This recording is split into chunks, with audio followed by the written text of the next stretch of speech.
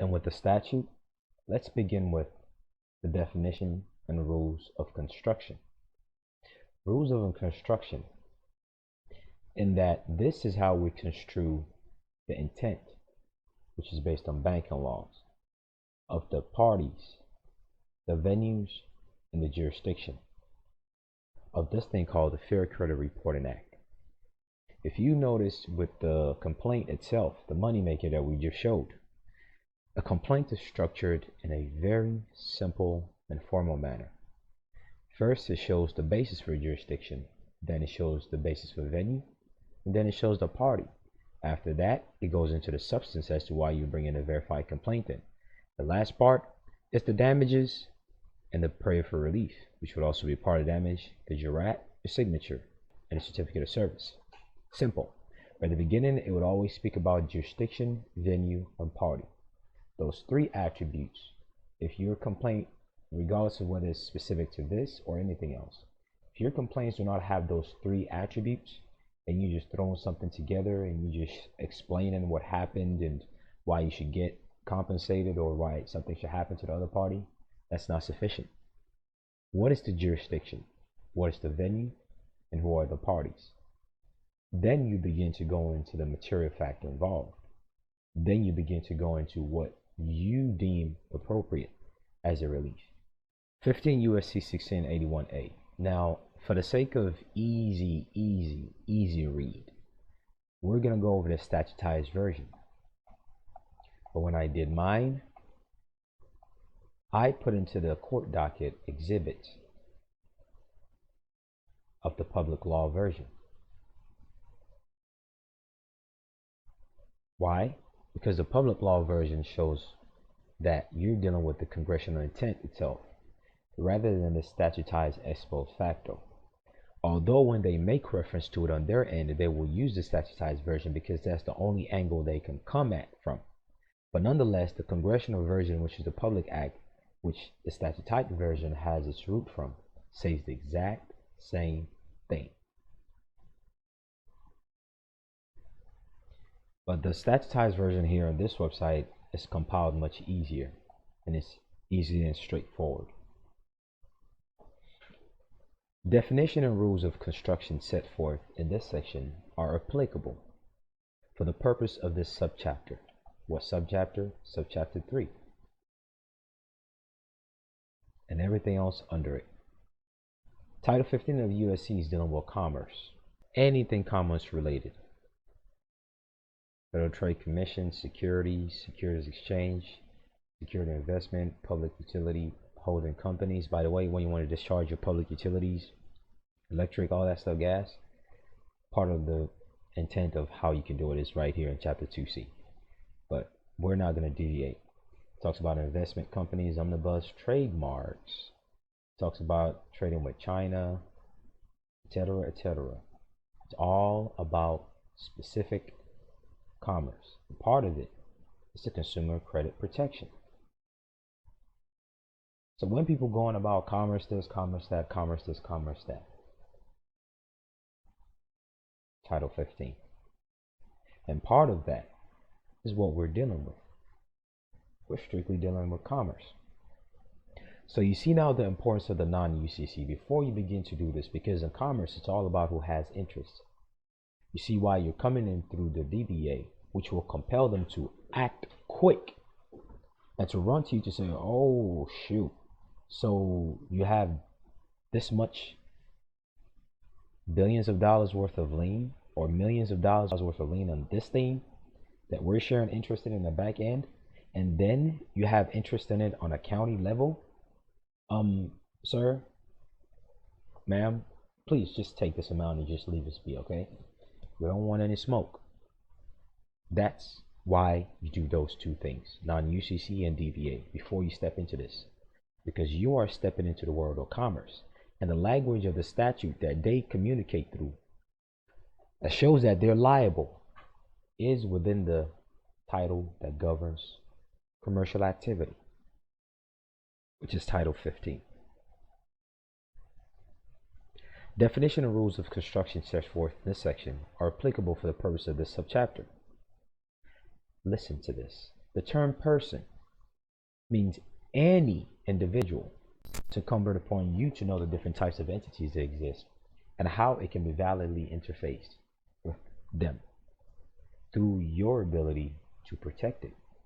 And more importantly, as applied in this case, how you can cause them to run to you with monies. If someone is going to say they're going to create a monetary system to benefit off of it, there are little small, subtle, minute ways it benefits you also. The term consumer means an individual.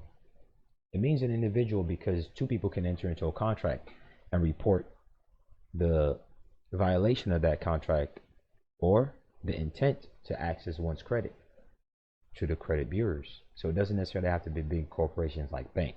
It can be a man and a woman that does this. They call it there's an account with Experian and Equifax and TransUnion that anyone can actually buy in order to furnish credit. Yeah, you can furnish credit on behalf of someone else. We'll be going over that in the future too when it comes to extending credit, where your trust can actually extend credit to others through certificate of deposit. And in other words, in order for any bank or any entity to access your credit, they must prove that it was for credit purpose, for insurance purpose, for employment purpose, or 1681B, standing, capacity, character, general reputation, characteristic, mode of living, etc., etc. And the only way that they're permitted to access these attributes of any given algorithm based on 9-digit first last name, first 3 numbers of your address, and all the criteria of EOSMA is they have to do it for the purpose of insurance, for the purpose of employment, for the purpose of extending credit. Those are the 3 main categories that's listed here in 1681B. According to Congress, the congressional intent, it's all based on banking. If you comprehend the congressional intent and purpose, which they call congressional finding and statement of purpose, of this thing, 15 U.S.C. 1681, which Fair Credit Reporting Act is embedded into, you will see that it's all about commerce, and you will see the reason why trust and asset protection is the core of why this works. Anyone can do this, but if they don't use trust and asset protection, it will drag on and they will milk this case even if they know that you're correct, because you're not coming in right. 15 U.S.C. 1681, congressional finding and statement of purpose. Then why did we create this thing within 15 U.S.C.? Accuracy and fairness of credit reporting. The Congress makes the following finding. 1. The banking system is dependent upon fair and accurate credit reporting. Inaccurate credit reporting directly impair the efficiency of the banking system, and unfair credit reporting methods undermine the public confidence, which is essential to the continued functioning of the banking system. Meaning when you come right with the asset protection and you prove that something was accessed within something that you have first lien interest in, it can undermine and impair their banking system, because you have a lien against that thing that they've unlawfully accessed, and they will never show the private contract between one another, as was shown in the court order of the judge saying, look, how is he supposed to know if you're not going to show him? Because they know they're not going to show it, because if they show it, now those non-UCC and trust rights truly obviously kicks in, and they will never want to get to that point, because you will begin to screw up their system by impairing it and undermining their banking system. And if you turn into a res judicata, it will change the public confidence in their system, and they will never want to get there.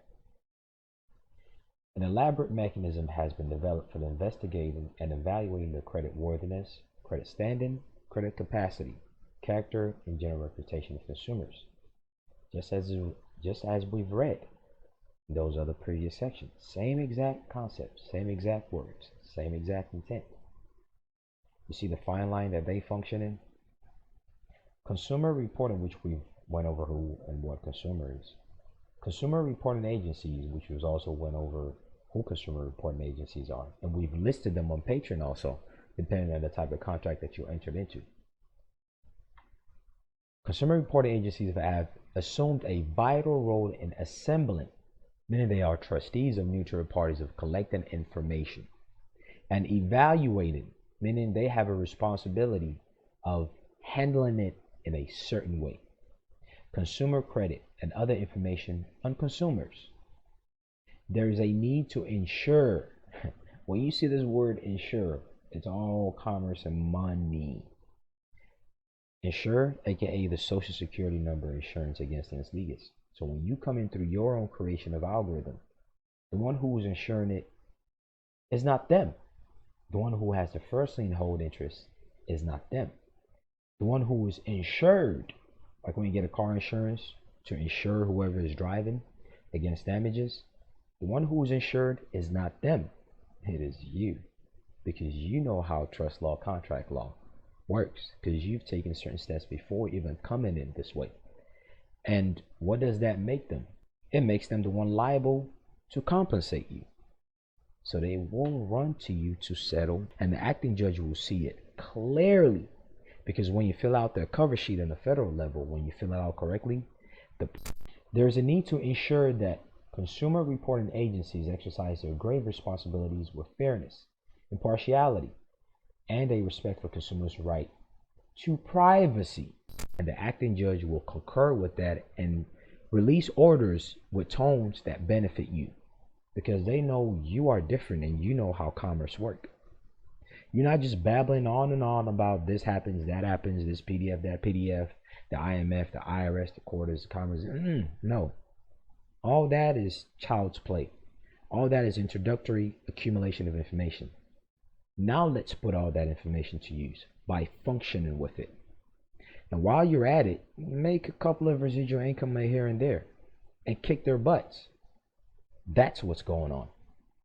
That is what all this is telling you. It's fair and equitable.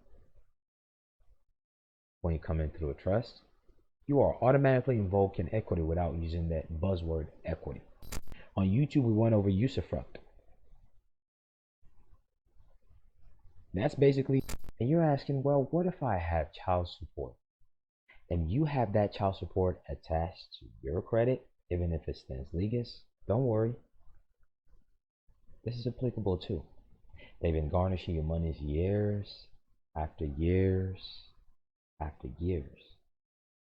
Remember, this not just only applies to any given credit card or student loan. This applies to mortgage, child support, etc., etc.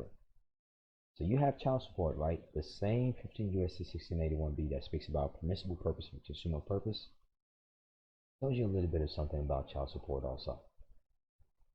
In response to a request by the head of the state, who is responding to the Consumer Reporting Agency, meaning the only personnel that could come when it comes to child support to access your credit when it comes to child support related stuff is the head of the state or local child support enforcement agency.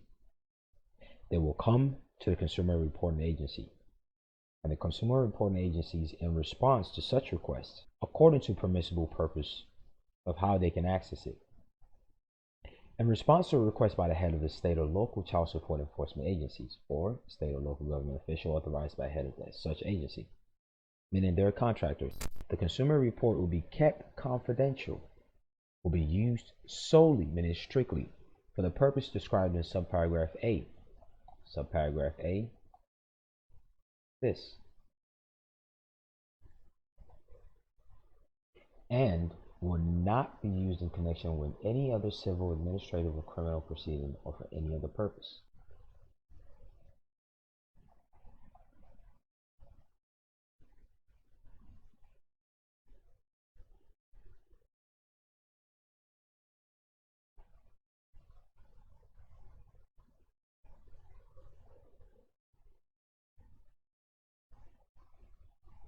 When it comes to child support, this is a specific, a complete 50-minute video of the second part has been posted on the Patreon page July 10th, 2022 last year, along with all the other corresponding parts to this series of video. Take care. Best of luck.